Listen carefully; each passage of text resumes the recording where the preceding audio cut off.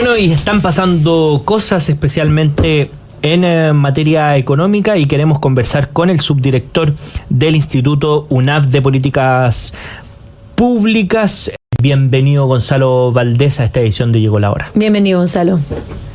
Muchas gracias, Mara. Muchas gracias, José Francisco. Siempre un gusto estar acá. Bueno, Gonzalo, cuéntanos un poco de este barómetro que hacen ustedes de economía, porque básicamente el diagnóstico es que la economía se estanca al cierre del primer semestre. Habían expectativas de que esto podría ser distinto, pero nos llega entre sobre todo el IMASEC que conocimos, un apagón en las expectativas que había aparentemente de nuestra economía. ¿Cómo se está viendo eso? Sí, mira, efectivamente lo que todos queríamos, ¿cierto?, era que la economía se recuperara al ritmo al que estábamos acostumbrados, y la verdad es que después de varios meses de mejora y volver a la normalidad de a poco, nos encontramos con que la economía se estanca. Y eso es especialmente complejo en un país que tiene que recuperar todo lo perdido. Después del estallido, después de la crisis sanitaria, el exceso de políticas públicas populistas, y ahora nos encontramos con que lo que esperábamos era volver a la senda anterior, y sin embargo nos quedamos a medio camino. Entonces eso abre muchas dudas sobre qué hacer para efectivamente recuperar el camino, ¿no? ¿Cómo veamos las variables que aparecieron peor o empeorando, que fueron inflación, remuneraciones reales, la deuda neta del gobierno central, los deudores morosos, el saldo en cuentas corrientes, etcétera? Porque pareciera que muchas de esas variables, sobre todo inflación y empleo, pareciesen ser como banderas del gobierno de que están mucho mejores, pero aquí estamos viendo que en términos del primer semestre han ido empeorando. ¿Cuál es tu visión respecto a eso y cómo lo vemos desde una perspectiva técnica? Sí, a nivel técnico, la verdad es que la inflación la maneja más que nada el Banco Central, y lo maneja con herramientas que no son todos los finas que a uno le gustaría. Los consejeros del Banco Central siempre apuntan a 6, 18 meses adelante, porque la verdad es que la herramienta que tenemos no permite cambiar de un mes a otro cómo funciona.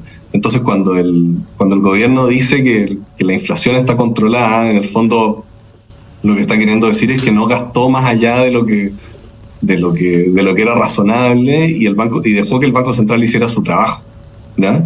Y en ese sentido, si ahondamos un poco más en la inflación, la verdad es que el Banco Central tiene una tarea muy difícil por delante, porque hoy día la tasa de política monetaria nos hubiera gustado que bajara hacia los niveles promedio de los últimos 20 años, y se ve cada vez más complejo llegar a ese punto.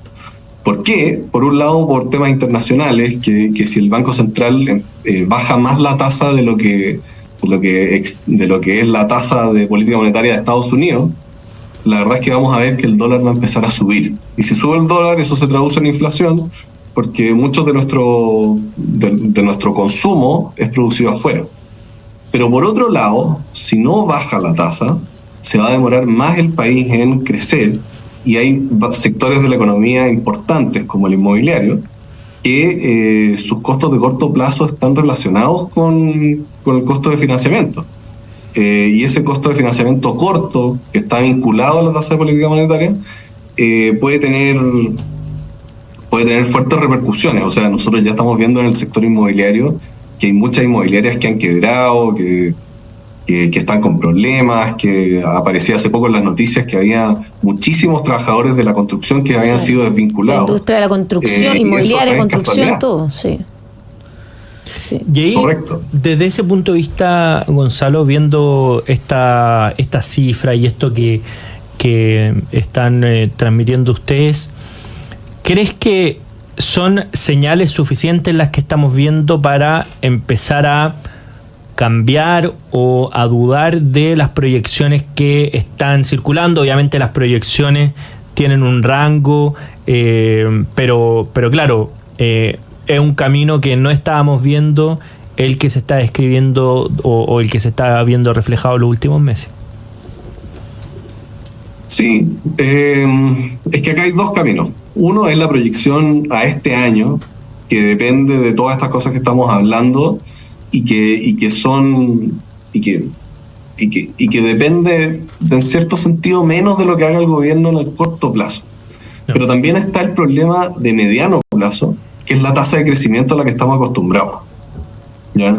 Que pasamos de crecer en los 97% anual, que hacía que hubiera empleo, que la gente pudiera, no sé, invertir desde su casa hasta los empresarios. Todo el mundo estaba invirtiendo y eso hacía que se diera un ciclo virtuoso en que todos estábamos mejor, hasta la situación hoy día en que el país está abiertamente estancado, creciendo menos que un país desarrollado. Entonces, cuando estamos en esta situación, es doble la tarea que tiene el gobierno, que no es solamente mantener y simplemente no hacer mucho más, sino que significa tomar medidas pro inversión fuertes, porque si no volvemos a tener inversión, vamos a tener problemas.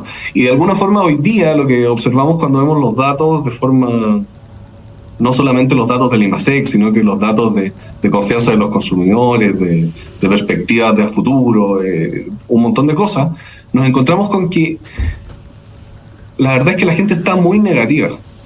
¿Y por qué está muy negativa? Porque con todas las políticas que se llevaron a cabo después del 18 de octubre, la verdad es que las personas perdieron algo que no se nota en el IMASEC, pero que sí es muy importante, que es el acceso a financiamiento, ¿ya? Y hoy día vemos que, por ejemplo, las tasas de consumo están muy altas, las tasas de los hipotecarios están muy altas, los precios no han bajado, y al mismo tiempo vemos que los bancos les está costando encontrar a las personas que cumplan con un perfil de riesgo adecuado para prestarles plata.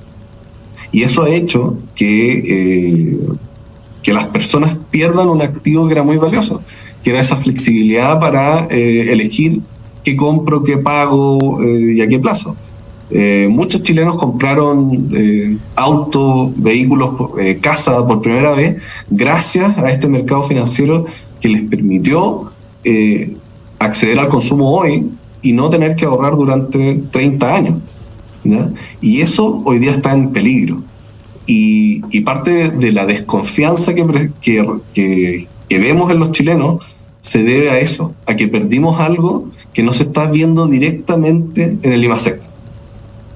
Claro, y yo te quería preguntar, porque tú mencionabas, claro, la preocupación en el mercado inmobiliario y en el encarecimiento de las tasas, sobre todo los créditos hipotecarios, al mismo tiempo que hay un aumento de los precios reales de las viviendas.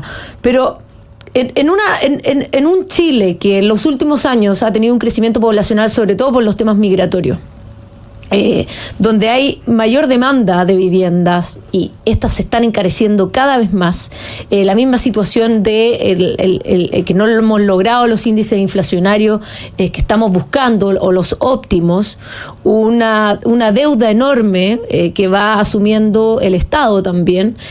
¿Qué situación ves para las familias de aquí en adelante en términos de poder acceder a la vivienda y poder acceder, como bien tú decías, a otros medios, si seguimos en este camino? Porque finalmente, como dijiste, si no hay inversión no vamos a poder seguir creciendo, pero también al mismo tiempo no se están tomando las medidas necesarias para generar los incentivos correctos. Efectivamente, el mercado inmobiliario hoy día está muy complicado por las razones que tú dices. A eso me gustaría sumarle, a toda la lista que diste, me gustaría sumarle el problema de la permisología.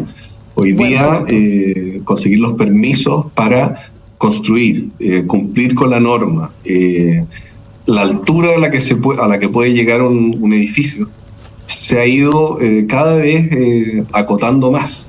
Y eso significa que todas las casas que habría que construir, y para qué hablar de de la deuda habitacional, todas las promesas del gobierno de construir, de bajar el stock de gente que necesita casa, no se va a poder lograr a menos que se tomen varias medidas muy fuertes en paralelo.